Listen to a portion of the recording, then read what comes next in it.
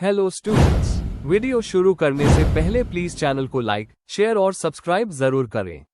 एक important information, अगर आपको इस वीडियो के नोट्स चाहिए तो डिस्क्रिप्शन बॉक्स में दिया गया डाउनलोड लिंक चेक करें।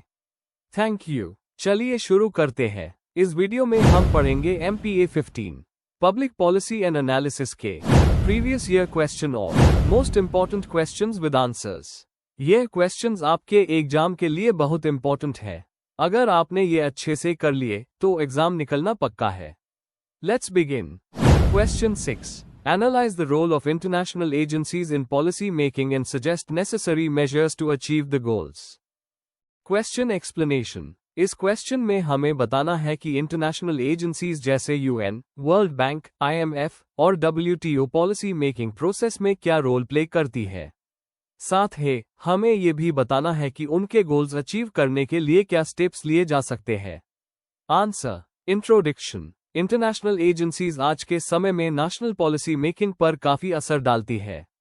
यह एजेंसीज डेवलपिंग कंट्रीज को फाइनेंशियल मदद, टेक्निकल गाइडेंस और पॉलिसी एडवाइस देती है। UN, वर्ल्ड बैंक, IMF जैसे ऑर्गेनाइजेशंस ग्लोबल इश्यूज जैसे पॉवर्टी, एजुकेशन और एनवायरनमेंट पर फोकस करते हैं। इनके प्रोग्राम्स और रिकमेंडेशन से नेशनल गवर्नमेंट्स अपनी पॉलिसीज डिजाइन करती है।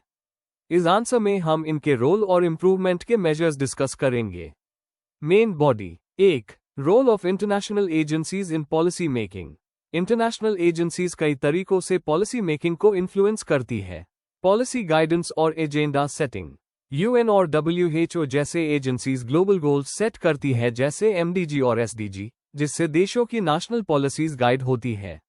एग्जाम्पल, इंडिया की नेशनल हेल्थ मिशन WHO के हेल्थ गोल्स से इंस्पायर्ड है।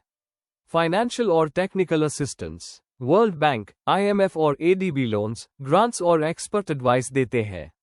इनके स्ट्रक्चरल प्रोग्राम से इकोनॉमिक रिफॉर्म्स शेप होते हैं। एग्जाम्पल, IMF की फिस्कल पॉलिसीज ने इंडिया के फाइनेंशियल डिसिप्लिन पर असर डाला है। कैपेसिटी बिल्डिंग और नॉलेज शेयरिंग।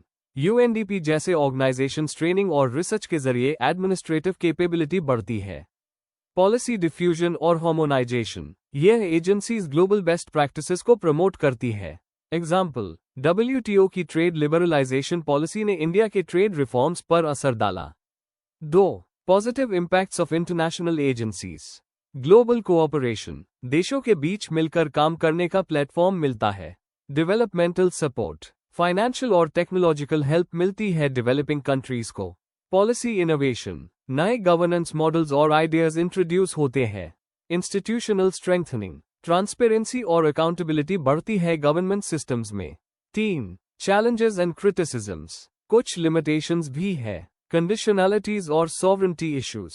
लोन के कंडीशंस कभी कभी देश की प्रायोरिटीज से मैच नहीं करते। एग्जाम्पल, IMF के पॉलिसीज को इनइक्वालिटी बढ़ाने के लिए क्रिटिसाइज किया गया। One size fits all approach.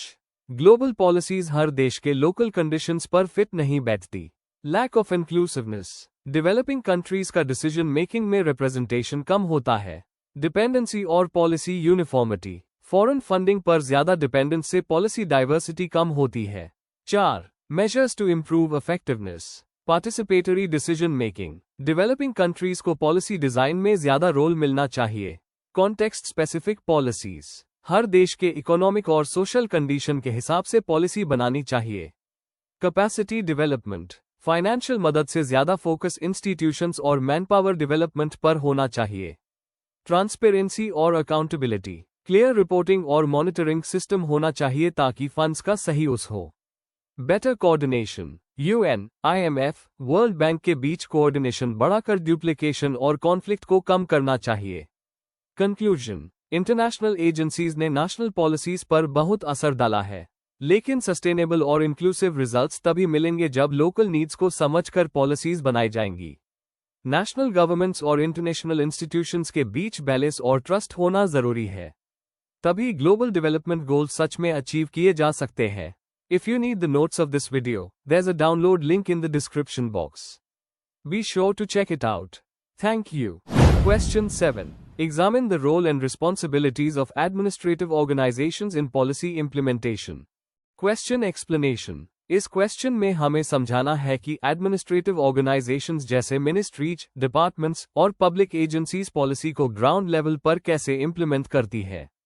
हमें उनके रोल्स, फंक्शंस और चैलेंजेस को डिटेल में एक्सप्लेन करना है। Answer. Introduction. Administrative organisations policy implementation का बैकबोन होती है।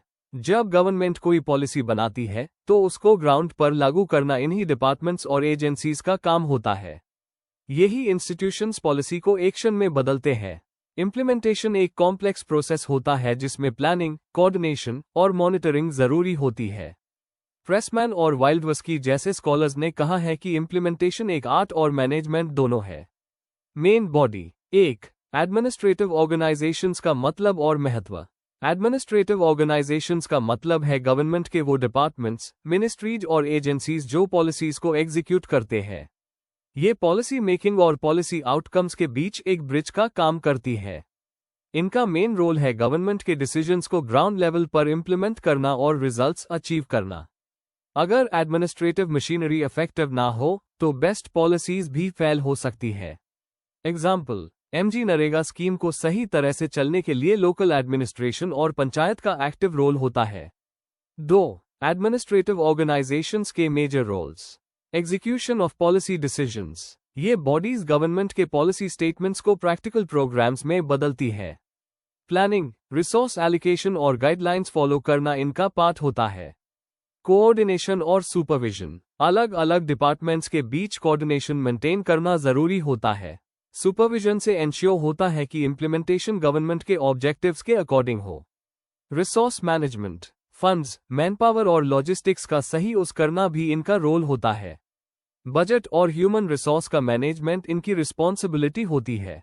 कम्युनिकेशन और पब्लिक पार्टिसिपेशन। ये पब्लिक तक पॉलिसी इंफॉर्मेशन पहुंचते हैं और फीडबैक लेते हैं।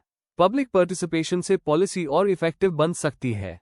3. इंप्लीमेंटेशन के अलग अलग स्टेजेस में responsibilities. Planning and organisation. Implementation से पहले डिटेल्ड प्लानिंग और टारगेट सेटिंग होती है। हेल्थ या एजुकेशन पॉलिसीज में डिपार्टमेंट्स अपना काम और टारगेट्स डिफाइन करते हैं। एग्जीक्यूशन और monitoring. Administrative organisations ground level पर स्कीम्स इंप्लीमेंट करती है और उनकी प्रोग्रेस मॉनिटर करती है। MIS सिस्टम्स के थ्रू डेटा कलेक्ट करके परफॉर्मेंस ट्रैक की जाती है। Coordination with stakeholders. NGO, private agencies और लोकल बॉडीज के साथ मिलकर इंप्लीमेंटेशन किया जाता है। ये कोऑपरेशन पॉलिसी को कंसिस्टेंट और रिजल्ट ओरिएंटेड बनाता है। रिपोर्टिंग और एवैल्यूएशन। इंप्लीमेंटेशन के बाद परफॉर्मेंस रिपोर्ट्स बनाई जाती है। एवैल्यूएशन के जरिए पॉलिसी के सक्सेस या फेलियर का एनालिसिस होता है। 4. Major challenges in implementation. Bureaucratic delays. Paperwork और अप्रूवल प्रोसेस स्लो होता है। Coordination issues. सेंटर और स्टेट के बीच क्लैरिटी की कमी होती है। Resource shortage. फंड्स और मैनपावर की कमी एग्जीक्यूशन को अफेक्ट करती है। Political interference. पॉलिटिकल प्रेशर से प्रायोरिटीज बदल जाती है। करप्शन और अकाउंटेबिलिटी प्रॉब्लम्स। ट्रांसपेरेंसी ना होने से पब्लिक ट्रस्ट कम होता है। एग्जाम्पल, बहुत सी वेलफेयर स्कीम्स कोऑर्डिनेशन की कमी के वजह से ग्राउंड लेवल पर फेल होती है। 5. इंप्लीमेंटेशन को बेहतर बनाने के मेजर्स। एडमिनिस्ट्रेटिव ट्रेनिंग और डिजिटल टूल्स का यूज बढ़ाया जाए। डिसेंट्रलाइजेशन से लोकल बॉडीज को एम्पावर किया जाए। गवर्नेंस से डिपार्टमेंट्स के बीच कोऑर्डिनेशन इंप्रूव किया जाए। सिटीजन चार्टर्स और सोशल ऑडिट से ट्रांसपेरेंसी बढ़ाई जाए। रेगुलर एवैल्यूएशन से सिस्टम को कंटिन्यूअसली इंप्रूव किया जाए। कंक्लूजन। एडमिनिस्ट्रेटिव ऑर्गेनाइजेशंस है वो इंजन है जो पॉलिसीज को ग्राउंड पर रियलिटी बनाती है। अगर इनकी एफिशिएंसी, कोऑर्डिनेशन और अकाउंटेबिलिटी स्ट्रांग हो तो गवर्नेंस ऑटोमेटिकली बेटर होती है। पॉलिसी इंप्लीमेंटेशन की स्ट्रेंथ डायरेक्टली एडमिनिस्ट्रेशन की कैपेसिटी पर डिपेंड करती है। If you need the notes of this video, there's a download link in the description box. Be sure to check it out. Thank you. Question 8. Bring out the major constraints in policy monitoring and suggest necessary measures to deal with them. Question explanation. इस question में हमें बताना है कि policy monitoring के दौरान कौन कौन से मेजर प्रॉब्लम्स आती है और उन्हें दूर करने के लिए क्या क्या इफेक्टिव स्टेप्स लिए जा सकते हैं। मतलब, प्रॉब्लम्स और उनके सॉल्यूशंस दोनों एक्सप्लेन करने हैं। Answer. Introduction. Policy monitoring public policy process का एक बहुत इंपॉर्टेंट पार्ट है जिससे हम देख सकते हैं कि कोई पॉलिसी सही तरह से इंप्लीमेंट हो रही है या नहीं।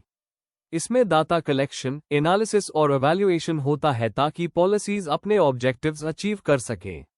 लेकिन इंडिया जैसे देश में मॉनिटरिंग प्रोसेस में कई कंस्ट्रेंट्स आते हैं, जैसे पॉलिटिकल इंटरफेरेंस, डाटा की कमी, कोऑर्डिनेशन का लैक, ईटीसी। इन चैलेंजेस को समझना और उनके सॉल्यूशंस देना जरूरी है ताकि गवर्नेंस इफेक्टिव बन सके। Main body. 1. Meaning and importance of policy monitoring. Meaning. Policy monitoring का मतलब है किसी पॉलिसी के इम्प्लीमेंटेशन को लगातार ऑब्जर्व करना और उसकी प्रोग्रेस एसेस करना। पर्पस। इससे हम प्लान और एक्चुअल रिजल्ट्स के बीच गैप को समझ सकते हैं। इंपॉर्टेंस। मॉनिटरिंग से ट्रांसपेरेंसी, अकाउंटेबिलिटी और एफिशिएंसी बढ़ती है। एग्जाम्पल, एमजी नरेगा या पीएमएवाई जैसे स्कीम्स में मॉनिटरिंग से करप्शन और डिले डिटेक्ट किया जा सकता है। 2. Major constraints in policy monitoring. A. Reliable data की कमी। एक्यूरेट और अपडेटेड डेटा न होने की वजह से मॉनिटरिंग वीक हो जाती है। कई डिपार्टमेंट्स में अभी भी मैनुअल रिकॉर्ड कीपिंग होती है। एग्जाम्पल, वेलफेयर स्कीम्स के बेनिफिशियरीज का रियल टाइम डेटा नहीं मिलता। बी. ब्यूरोक्रेटिक डिलेज और रेड टेपिज्म। ऑफिसर्स के बीच कोऑर्डिनेशन की कमी, रिजिड रूल्स और फॉर्मेलिटीज मॉनिटरिंग को स्लो कर देते हैं। कई बार मॉनिटरिंग सिर्फ फॉर्मेलिटी बन जाती है। C. Political interference. Political influence की वजह से रिपोर्ट्स मैनिपुलेट की जा सकती है। इससे ऑब्जेक्टिविटी खत्म हो जाती है और मॉनिटरिंग रिजल्ट्स ट्रस्टवर्दी नहीं रहते। डी. रिसोर्सेज और ट्रेन्ड स्टाफ की कमी। मॉनिटरिंग के लिए ट्रेन्ड स्टाफ और पैसा दोनों चाहिए होता है, लेकिन कई डिपार्टमेंट्स में स्टाफ ट्रेंड नहीं होता और बजट लिमिटेड होता है। ए. कोऑर्डिनेशन का लैक। पॉलिसी इंप्लीमेंटेशन में कई डिपार्टमेंट्स मिलकर काम करते हैं। अगर उनके बीच कोऑर्डिनेशन नहीं होता तो मॉनिटरिंग वीक पड़ जाती है। एफ. पब्लिक पार्टिसिपेशन का अभाव। लोगों का इन्वॉल्वमेंट कम होने से ग्राउंड लेवल प्रॉब्लम्स पता नहीं चलती। सोशल ऑडिट या फीडबैक सिस्टम न होने से करप्शन बढ़ता है। 3. Measures to improve policy monitoring. A. Data system को स्ट्रांग बनाना। रियल टाइम मॉनिटरिंग के लिए MIS, मैनेजमेंट इंफॉर्मेशन सिस्टम, और डिजिटल प्लेटफॉर्म्स यूज करने चाहिए। GIS, एप्स और ऑनलाइन डैशबोर्ड्स का यूज ट्रांसपेरेंसी बढ़ता है। बी. कैपेसिटी बिल्डिंग और ट्रेनिंग। मॉनिटरिंग ऑफिसर्स को डेटा एनालिसिस और रिपोर्टिंग की ट्रेनिंग देनी चाहिए। यूनिवर्सिटीज और NGO के साथ पार्टनरशिप करके मॉनिटरिंग इंप्रूव की जा सकती है। सी. Institutional reforms. हर मिनिस्ट्री में एक इंडिपेंडेंट मॉनिटरिंग सेल बनाना चाहिए। क्लियर अकाउंटेबिलिटी और रिपोर्टिंग सिस्टम फिक्स करना जरूरी है। डी. ट्रांसपेरेंसी और पब्लिक इन्वॉल्वमेंट। सिटीजन फीडबैक और सोशल ऑडिट्स को प्रमोट करना चाहिए। एग्जाम्पल, MG नरेगा के सोशल ऑडिट्स ने ट्रांसपेरेंसी बढ़ाई है। ए. टेक्नोलॉजी का यूज। गवर्नेंस टूल्स और डिजिटल डैशबोर्ड से मॉनिटरिंग फास्ट और एक्यूरेट होती है। डेटा ड्रिवन डिसीजन से प्रॉब्लम्स जल्दी आइडेंटिफाई होती है। एफ. पॉलिटिकल विल और अकाउंटेबिलिटी। पॉलिटिकल लीडरशिप का ऑनेस्ट कमिटमेंट जरूरी है। रेगुलर रिव्यू मीटिंग्स और लेजिस्लेटिव ओवरसाइट से अकाउंटेबिलिटी बढ़ाई जा सकती है। कंक्लूजन। पॉलिसी मॉनिटरिंग गवर्नेंस का एक विटल पार्ट है जो इंश्योर करता है कि पॉलिसीज इफेक्टिवली इंप्लीमेंट हो रही है। लेकिन political interference, weak data systems और कोऑर्डिनेशन की कमी जैसे इश्यूज मॉनिटरिंग को वीक करते हैं। अगर हम इंस्टीट्यूशनल रिफॉर्म्स करें, टेक्नोलॉजी अडॉप्ट करें और सिटीजन पार्टिसिपेशन बढ़ाएं, तो मॉनिटरिंग सिस्टम स्ट्रॉन्ग बन सकता है। Effective monitoring high public policies को सक्सेसफुल बना सकती है। If you need the notes of this video, there's a download link in the description box. Be sure to check it out. Thank you. Question 9. Policy evaluation is comparatively a neglected area in the total policy process. Examine. Question explanation. इस question में हमें यह समझाना है कि policy evaluation policy process का एक जरूरी हिस्सा होने के बावजूद अक्सर क्यों इग्नोर किया जाता है। हमें इसका मतलब, इंपॉर्टेंस, रीजंस फॉर नेग्लेक्ट और इम्प्रूवमेंट के मेजर्स डिस्कस करने हैं। आंसर। इंट्रोडक्शन। पॉलिसी एवैल्यूएशन एक ऐसी प्रोसेस है जिसमें किसी पॉलिसी के रिजल्ट्स और इम्पैक्ट्स को एनालाइज किया जाता है ताकि ये समझा जा सके कि पॉलिसी अपने गोल्स अचीव कर रही है या नहीं। यह स्टेज पॉलिसी मेकिंग के लिए फीडबैक प्रोवाइड करती है, लेकिन रियलिटी में एवैल्यूएशन को अक्सर नेग्लेक्ट कर दिया जाता है, मेनली ड्यू टू पॉलिटिकल और bureaucratic reasons. Main body. 1. Meaning and importance of policy evaluation. Meaning. Policy evaluation का मतलब है किसी पॉलिसी के परफॉर्मेंस और आउटकम्स को सिस्टमैटिकली एसेस करना। पर्पस, इसका मेन गोल ये देखना होता है कि पॉलिसी अपने ऑब्जेक्टिव्स को पूरा कर पा रही है या नहीं। इंपॉर्टेंस, ये अकाउंटेबिलिटी और ट्रांसपेरेंसी इंश्योर करता है। फ्यूचर पॉलिसी बनाने में मदद करता है। सिस्टम के एफिशिएंसी को इम्प्रूव करता है। डिसीजन मेकिंग के लिए डाटा बेस्ड फीडबैक देता है। जैसे इंडिया में MNREGA और PMAY जैसे प्रोग्राम्स का एवैल्यूएशन गवर्नमेंट को बताता है कि उनका ग्राउंड लेवल इम्पैक्ट क्या है। 2. Reasons for neglecting policy evaluation. Evaluation के इंपॉर्टेंस के बावजूद ये प्रोसेस कई रीजन से इग्नोर होती है। पॉलिटिकल सेंसिटिविटी, एवैल्यूएशन से पॉलिसी फेलियर्स सामने आ सकते हैं जो पॉलिटिकल इमेज को नुकसान पहुंचा सकते हैं। ब्यूरोक्रेटिक रेजिस्टेंस, ऑफिशियल्स एवैल्यूएशन को अपनी क्रिटिसिज्म समझ लेते हैं, इसलिए कोऑपरेट नहीं करते। इंस्टीट्यूशनल खामी, कई डेवलपिंग कंट्रीज में एवैल्यूएशन के लिए प्रॉपर एजेंसीज या एक्सपर्ट्स नहीं होते। रिसोर्स कंस्ट्रेंट्स, एवैल्यूएशन के लिए फंड, टाइम और डाटा की कमी होती है। इम्प्लीमेंटेशन फोकस, पॉलिसी मेकर्स ज्यादा फोकस इम्प्लीमेंटेशन पर करते हैं, रिजल्ट्स पर नहीं। 3. Consequences of neglecting evaluation, accountability की कमी, जब एवैल्यूएशन नहीं होता तो परफॉर्मेंस जज करना मुश्किल होता है। रिसोर्सेज का वेस्ट, इनइफेक्टिव पॉलिसीज चलती रहती है बिना इंप्रूवमेंट के। लर्निंग का लॉस, पास्ट मिस्टेक्स से सीखने का चांस चला जाता है। पब्लिक ट्रस्ट का लॉस, जब रिजल्ट्स क्लियर नहीं होते, लोगों का फेथ सरकार पर कम होता है। एग्जाम्पल के लिए, कई रूरल डेवलपमेंट प्रोग्राम्स इंडिया में सालों तक चलते रहे बिना प्रॉपर एवैल्यूएशन के, जिससे ड्यूप्लिकेशन और इनएफिशिएंसी बढ़ गई। 4. Measures to strengthen policy evaluation, independent agencies, DMEO जैसे इंडिपेंडेंट एवैल्यूएशन बॉडीज का formation. Training and skills, administrators और रिसर्चर्स को एवैल्यूएशन मेथड्स में ट्रेन करना। टेक्नोलॉजी का यूज, डेटा एनालिटिक्स और डिजिटल मॉनिटरिंग टूल्स का इस्तेमाल। पार्टिसिपेटरी एवैल्यूएशन, सिटीजन्स और NGO को इंक्लूड करना ताकि ग्राउंड लेवल इनपुट्स मिल सके। मैंडेटरी एवैल्यूएशन, पॉलिसी साइकिल के हर स्टेज में एवैल्यूएशन को इंक्लूड करना। यह स्टेप्स पॉलिसी एवैल्यूएशन को स्ट्रांग और ट्रांसपेरेंट बना सकते हैं। कंक्लूजन, पॉलिसी एवैल्यूएशन गवर्नेंस को अकाउंटेबल और इफेक्टिव बनाने का एक स्ट्रॉन्ग टूल है, लेकिन ये अभी भी नेग्लेक्टेड एरिया है। इसको सुधारने के लिए इंस्टीट्यूशनल सपोर्ट, ट्रांसपेरेंसी और टेक्नोलॉजी का उस जरूरी है। तभी policy making truly result oriented बनेगी। If you need the notes of this video, there is a download link in the description box. Be sure to check it out. Thank you. Question 10. Write short notes in about 250 words on each of the following. A. A synthesis of bottom-up and top-down approaches. B. Computer simulation. Question explanation. इस question में हमें 2 important topics पर लिखना है। पहला है top down और bottom up approaches का सिंथेसिस, जिसमें दोनों इम्प्लीमेंटेशन मेथड्स को मिलाकर एक बैलेंस्ड मॉडल बनाया जाता है। दूसरा है कंप्यूटर सिमुलेशन, जो एक मॉडर्न एनालिटिकल टूल है पॉलिसी एनालिसिस और प्रिडिक्शन के लिए। Answer. Introduction. Public policy implementation के प्रोसेस में अलग अलग अप्रोचेस और टूल्स यूज होते हैं ताकि पॉलिसीज इफेक्टिव बन सकें। टॉप डाउन और बॉटम अप दोनों ही अप्रोचेस पॉलिसी इंप्लीमेंटेशन के इंपॉर्टेंट डायमेंशंस है। साथ है कंप्यूटर सिमुलेशन एक साइंटिफिक टेक्निक है जिससे पॉलिसी आउटकम्स को पहले से मॉडल और प्रिडिक्ट किया जा सकता है। दोनों कॉन्सेप्ट्स को समझना पॉलिसी मेकिंग के लिए बहुत जरूरी है। A. A synthesis of bottom up and top down approaches. 1. Meaning and background. Top down approach में डिसीजंस ऊपर से नीचे तक जाते हैं, जहां पॉलिसी मेकर्स इंप्लीमेंटेशन एजेंसीज को डायरेक्शन देते हैं। बॉटम अप अप्रोच में फोकस लोकल लेवल के इंप्लीमेंटर्स और बेनिफिशियरीज पर होता है। दोनों अप्रोचेस के बीच एक बैलेंस सिंथेसिस की जरूरत होती है ताकि दोनों के बेनिफिट्स मिल सकें। 2. Need for synthesis. सिर्फ टॉप डाउन अप्रोच लेने से लोकल रियलिटीज इग्नोर हो जाती है और सिर्फ बॉटम अप से कोऑर्डिनेशन कम हो जाता है। सिंथेसिस अप्रोच से सेंट्रल डायरेक्शन भी मिलती है और लोकल फ्लेक्सिबिलिटी भी बनती है। इससे इंप्लीमेंटेशन प्रैक्टिकल और इफेक्टिव दोनों होता है। 3. Features of the synthesis model. Continuous communication policy maker और इंप्लीमेंटर्स के बीच होती है।